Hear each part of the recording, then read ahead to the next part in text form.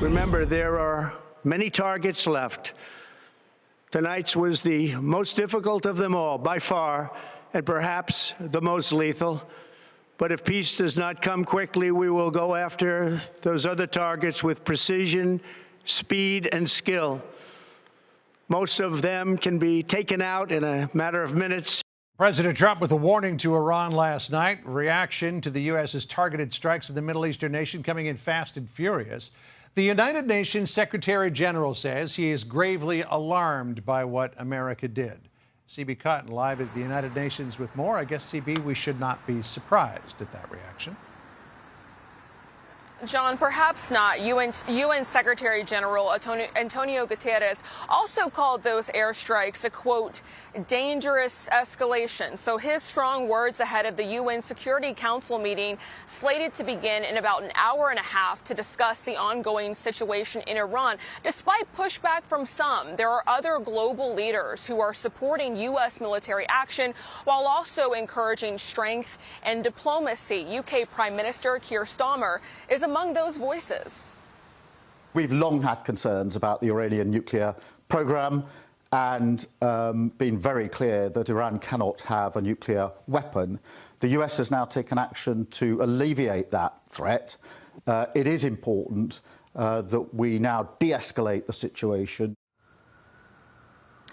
French President Emmanuel Macron with a similar stance. He wrote in part on X, quote, following the overnight strikes, I called for de-escalation and for Iran to exercise the greatest restraint in this dangerous context to allow a return to diplomatic channels, dialogue, a clear commitment from Iran to renounce its nuclear weapons or the risk of the worst for the entire region. This is the only path that leads to peace and security for all. And the German chancellor called on Iran to start nuclear negotiations with the U.S. and Israel.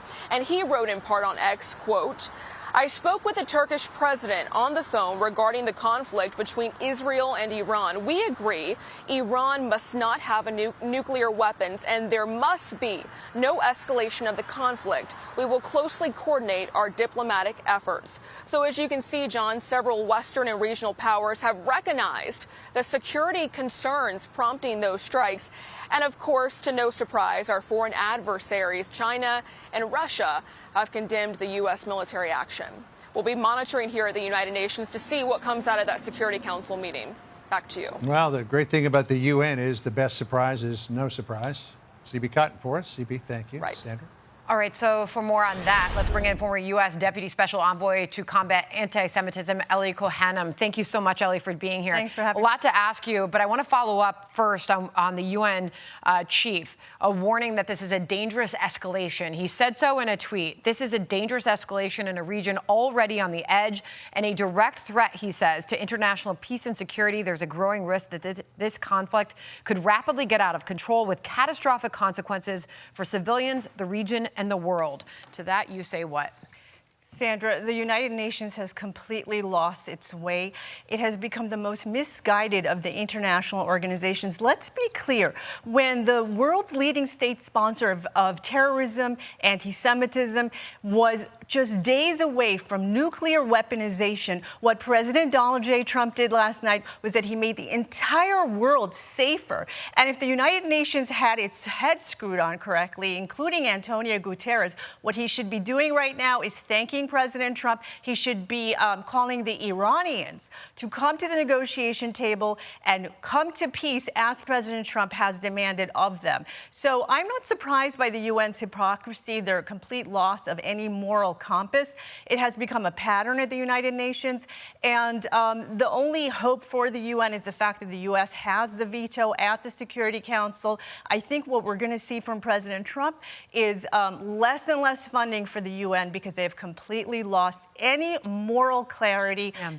We'll see if that is the case. Meanwhile, we know there are Americans currently trying to evacuate Israel. We spoke with one of them, Uri Mann, last hour, and he said this.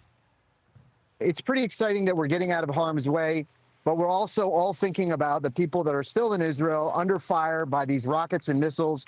And we've gotten a small taste of what the Israeli population has been dealing with for decades. Said morale is still up and people are still, they're obviously celebrating there in Israel what happened last night. But there are still Americans in Israel trying to get out right now. Please do weigh in on that. Well, I know the State Department has created a hotline for American citizens to call in and try to organize flights out of Israel. What we just heard is that the Israeli people have tremendous amount of resilience. We've seen it over the last 8 days, but we've seen it since October 7th. We also heard your guest right now just say that the Americans on the ground just got a taste of what life has been like for Israelis. And let's remember there's about 700,000 to 800,000 Americans who live in Israel full-time, all the time. Sandra, I just want to point out, though, that as scary as it might seem right now, the president's actions last night have now brought the Middle East and Israel closer to peace, to prosperity, to peace between Israel and her Arab nations. They are more secure now than I would argue they have been since 1948. Want to finish off with this. We heard from the Secretary of Defense, Pete Hegseth, earlier this morning, and obviously there is talk of regime change. He said this on that. Listen. This mission was not and has not been about regime change. The president authorized a precision operation to neutralize the threats to our national interests posed by the Iranian nuclear program and the collective self-defense of our troops and our ally Israel. Please do end with a thought on that, Elly. President Trump has been clear from day one, this has never been about regime change. However, the Iranians are so weak, they are vulnerable, they're exposed. I say the Ayatollah has no clothes. They're being given one last lifeline, Sandra, right now. They should come and negotiate peace with President Trump.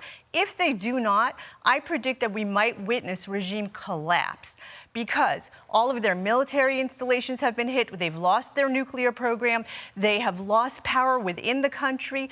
They've lost some of their energy facilities. When you look at that picture all together, I would not be surprised if the Iranian people, even those who are Shiite, fervent Shiites, who were former supporters of this regime, I would not be surprised if they want justice for what this regime has wrought upon them these last 46 years. Elly, appreciate you being here today. Thank you so much. Thank you. Hey, it's Will Cain. Click here to subscribe to the Fox News channel on YouTube. It's the best way to get our latest interviews and highlights. And click to subscribe to the Will Cain podcast for full episodes right now.